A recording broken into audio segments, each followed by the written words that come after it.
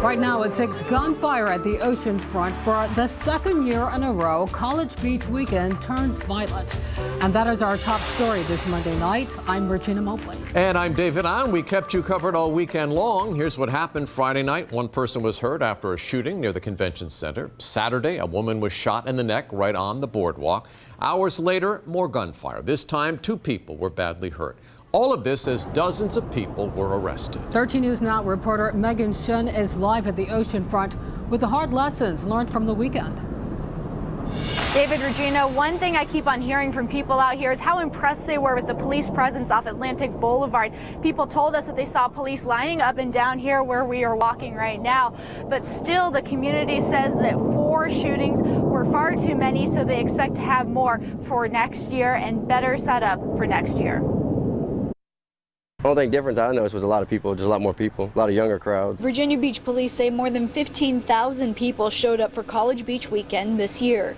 Visitors, the oceanfront community, and businesses have mixed reactions to the weekend. All of my students came down from Richmond. They basically stayed in the parking lot the whole time, having a good time, and they behaved themselves. We knew it was going to be a rough weekend, like everybody knew. Hugo Fonseca is the owner of OMG Everything.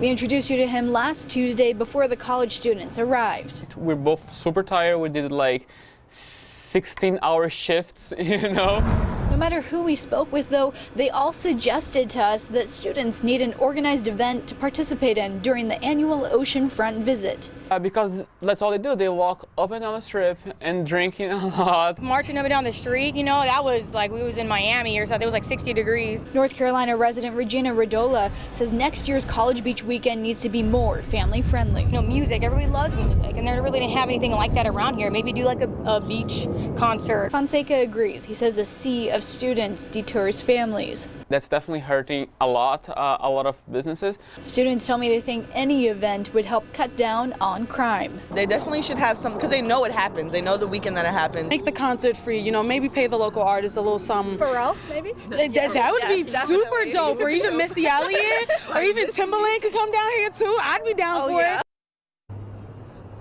And Virginia Beach police say they're still collecting the exact number of crimes that were committed over College Beach weekend. Now, once they do have those crimes, though, the police chief will present those to City Council. At last check, we did see that there were at least 25 arrests between Friday and Sunday, as well as the 4 shootings. Reporting live in Virginia Beach, I'm Megan Shin, 13 News Now. Here's a quick breakdown of previous incidents during College Beach weekend. Last year, 4 people were shot. In 2015, Stratton Mitchell was shot and killed. 2 years prior to that, police responded to 3 shootings and a stabbing, also a handful of robberies. Tragedy on the beach. The body of a boy swept away in seconds is found. Wesley Belisle vanished from the beach in Kitty Hawk on Wednesday. Deputies found his body in Corova early this morning, about 30 miles away. Tonight, the family of the New Hampshire boy is searching for closure. 13 News Now reporter Allie Weatherton joins us now with more.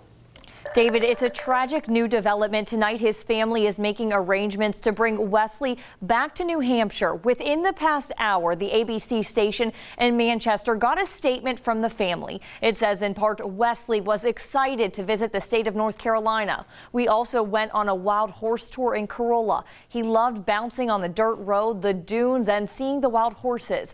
This started last week. The boy's family was visiting Kitty Hawk. They were walking on the beach when a powerful wave grabbed the 4-year-old and dragged him into the sea. Crews searched for about 10 hours. After that, the sad decision was made as the search operation became a recovery mission. Nearly 130 miles were covered, but searchers came up empty-handed. People are hurting because this is just devastating for this area and for this family. Now, a memorial service was held yesterday for Wesley. Many who attended wore orange. That was Wesley's favorite color. There was a growing memorial Wesley on the beach. People are writing messages on shells and praying for peace for the devastated family. Allie Weatherton, 13 News Now. The Norfolk couple accused of child abuse after the death of a 2-year-old girl will stay behind bars. A judge denied bail for Shelby Love and John Hardy. Both face felony charges. The details revealed today. were so horrific it left the judge speechless. Prosecutors said the 2-year-old had burns on as much as half of her body. They say it wasn't until 11 hours later that the couple used vinegar to treat her wounds. Prosecutors also found head trauma. The ER doctor who treated the girl said she could have survived if she had been treated earlier. We also learned Hardy was not supposed to have unsupervised contact with children. That follows a previous conviction after being found guilty of beating his young son. As for Love, she told the court she tried to leave Hardy and was fearful for her own life. Detectives reveal new details after a deadly shooting in Newport News. They tell us Elijah McLean was shot on 37th Street just before 9:30 last night. The 18-year-old's body was discovered in a car just a block away. Investigators say a black sedan pulled up next to McLean's car and someone inside opened fire.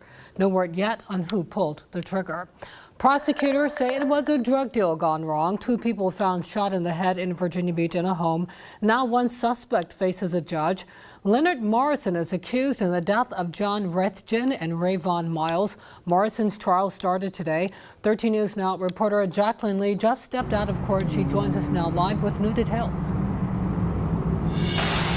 Yeah, Regina, court adjourned about 20 minutes ago. This is day 1 of Leonard Morrison's trial. So it started off with him being wheeled into the courtroom earlier this morning. He pled not guilty to all 8 felony charges, including 2 counts of first-degree murder. The day progressed to jury selection and then eventually opening statements. So the Commonwealth's attorney is accusing him of driving his co-defendant, James Gregory, to the victim's home on Archives Court in Virginia Beach back in June of last year.